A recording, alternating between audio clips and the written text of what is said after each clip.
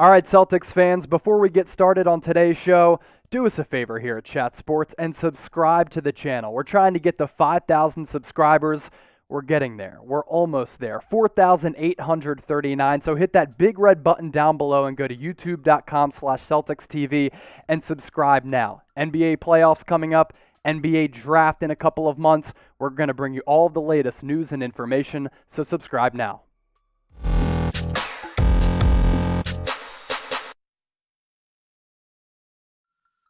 You're watching Celtics Today here on Chat Sports. I am your host, Chase Sr. Let's get into the latest news and rumors around your Boston Celtics.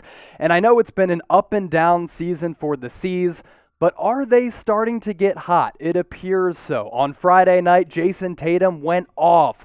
The best game of his young career. 53 points against the Minnesota Timberwolves, leading the Celtics back from a little deficit. And then on Sunday, against one of the hottest teams in the NBA, a Nuggets team that entered having won 17 of 20, 8 in a row. The Celtics outscored Denver 40-8 over the last 14-plus minutes of that game.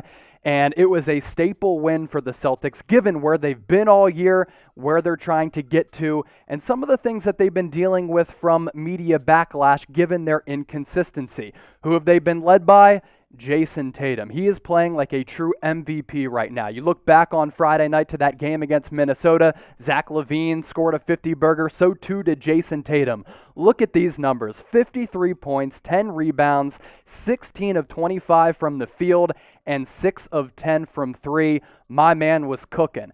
And as the Celtics get hot, 5-1 in their last 6 games, Jayson Tatum once again rising to the occasion. Some people have criticized his play, his body language, him being a leader. Well, if you look at these numbers right here, looks like he's not just balling out, he's leading by example as well. Last 6 games, 29 points, shooting 50% from the floor, almost 40% from three-point range, and almost 95% from the free throw stripe. So almost a 50, 40, 90 stat line from Jayson Tatum. So, hey, when I've watched him over the last few games, I've said, this dude is ballin'. He's been a leader. Those are my 2 one-word reactions to how Tatum is playing right now. What is your one-word reaction to Tatum's play? Get into the comments and let me know. So last week, prior to the win against the New York Knicks, Tatum and Jaylen Brown got together to have a meeting as the two leaders of this team because they wanted to get the Celtics out of this funk. And Danny Ainge was asked about that meeting between his 2 superstars, and he had this to say over the weekend. Quote, "I see 2 guys that really like each other. I think that from what I gathered, I didn't talk to them about this. I just read it. They're just trying to keep the noise out. There's a lot of people out there who would try to get in between everybody on the team for that matter." He continued by saying this, "It's a healthy thing that they got together to talk through some of that stuff because most of the time I see most of my players on their phones just reading things." Again, that's what Danny Ainge had to say about his 2 superstars coming together to have a critical meeting to talk about the Celtics' struggles after that Sixers loss in which the Celtics turned the ball over 20 times and as a team shot 40% from the floor. It hasn't been good enough all year, but it looks as though the Celtics are turning the corner right now. 5-1 in their last 6 games. They're starting to get hot with the NBA playoffs coming up shortly on May 22nd. So what do you think? Have the Celtics turned the corner from really floating around 500 up to this point to now when they're 2 games over 500? Get into the comments and let me know if you think they have turned the corner. Type Y for yes. If not, they still have some work to do. You can type N for no.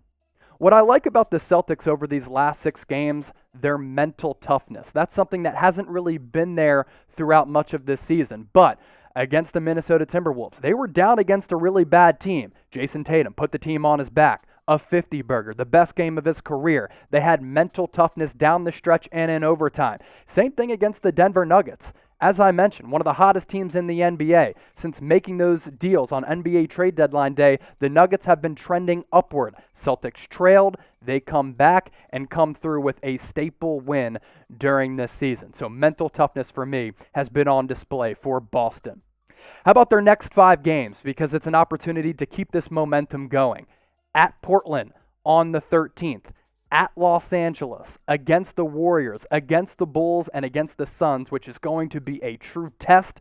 But Hey, I like the Celtics to win possibly 3 or 4 of those games to continue on this hot streak. As for where they are in the Eastern Conference standings, Sixers and Nets jockeying for first and second place. They're tied there at 36 and 17. The Bucks remain hot. The Hawks on a tear at 29 and 25. The Heat are playing well. And as we turn the page here, there are the Celtics, 28 and 26. I think it's really important for them to continue to play consistent basketball, to make some ground up in the Eastern Conference, and it's totally doable. Are they better than the Hornets in a playoff series? For sure. I think they can overtake them in the Eastern Conference standings. Maybe they can catch up to Miami, get in that 4-5 range, and I think they'll be in a really good spot.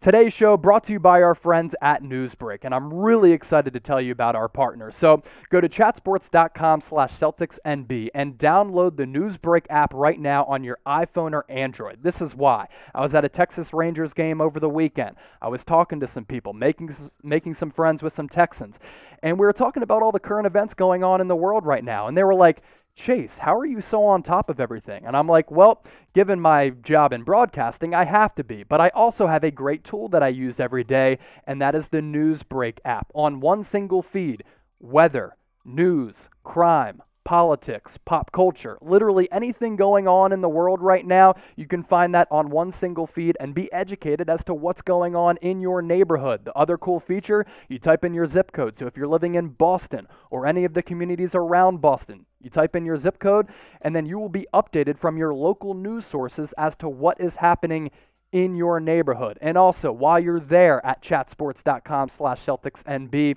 we have a Celtics channel. The Celtics Today is on the Newsbreak app. So go to chatsports.com/CelticsNB, search Celtics Today, and give us a follow. We're trying to get to 100 followers, so do me a favor and get there.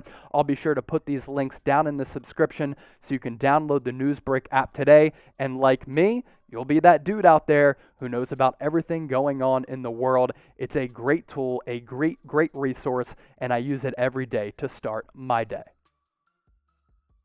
You're watching Boston Celtics Today here on Chat Sports. Chase Sr. riding here with you. Hope you all had a good weekend.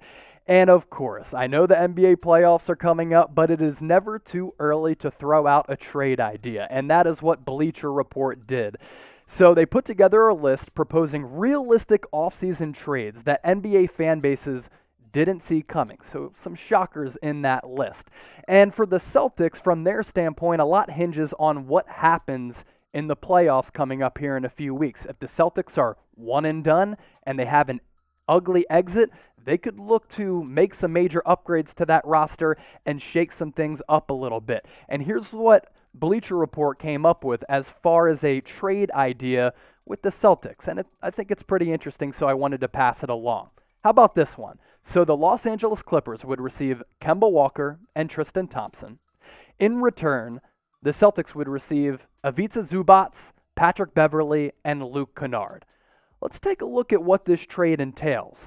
Maybe why it would make sense, both financially and in terms of fit, because I think it could help both parties if both teams are looking to make roster upgrades. And like the Celtics, the Clippers have also had their struggles when it comes to the postseason. So from the Clippers standpoint, I think the Clippers really need a playmaking option at the point guard spot, as evidenced by them trading for Rajon Rondo. But is he a long-term option? I'm not sure about that. On the Celtics side, they definitely need a big man, and they could also use a shooter. That's why Zubac and Kennaard fit the bill there. Patrick Beverly, we know that he's a dog. We know that he likes to defend. Him and Marcus Smart, if you go into a back alley and you want two guys on your side for a brawl, it'd probably be Patrick Beverly and Marcus Smart. So he fits the Boston attitude, and I think the fan base would absolutely love him. And then from a salary cap standpoint, Patrick Beverly and Luke Kennaard, next season, 2021-2022 season, combined to make $28 million. The problem with Kemba Walker, yeah, his salary is really hefty, but if you match the salaries between Beverly and Kennaard and Kemba Walker, Walker's set to make $36 million next year, it could work from a fiscal sense. So that's why the trade proposed by Bleacher Report could make sense if a deal is done in the offseason. And for Kemba Walker, if you take a peek at his numbers for this season, they look good from a points per game standpoint. There hasn't been much of a drop-off there. But as we know, 2 All-Star breaks ago, he suffered a knee injury, and he hasn't been the same since, just hasn't recovered like people thought he would. And that's all evidenced by his field goal percentage and his three-point percentage, because those numbers from his career averages have taken a step down, and Kemba Walker just hasn't been the same player. So, could a trade happen to send Kemba Walker to Los Angeles? Maybe. I'm not sure how much leverage the Celtics really have with Kemba Walker, and that's the next point that I want to make here. Because there's no doubt that Kemba Walker has been hurt. And, hey, if you're going to make this deal type D for deal, type P for pass, I would try to make it 10 times out of 10, 7 days out of 7, because I'm not sure how much value Kemba Walker has right now. He's been hurt. Hasn't been the same player. Reports had surfaced prior to this year that Danny Ainge tried to trade Kemba Walker, and a lot of teams scoffed at that, and they weren't happy because they knew that Danny Ainge was trying to get rid of damaged goods. So if you can trade Kemba Walker away for a package that consists of Patrick Beverly, Luke Kennaard, and Zubac, who I think is a really serviceable big man, you do that trade all day, every day, and it would be great value for the Boston Celtics. Be sure to give me a follow on Twitter and Instagram at Chase_Senior. I'm somewhat new here at Chat Sports, but as I continue to kind of get my feet wet and get used to everything, I love interacting and talking to some of the people out there. And I've had a bunch of people hit me up. They slide in my Twitter and Instagram DMs and they say, hey, Chase, what do you think about this trade? What do you think about that trade? What are some of the roster upgrades that the Celtics need? So some people have already hit me up. You be the next one. Hit me up on Twitter and Instagram and give me a follow and DM me at Chase_Senior.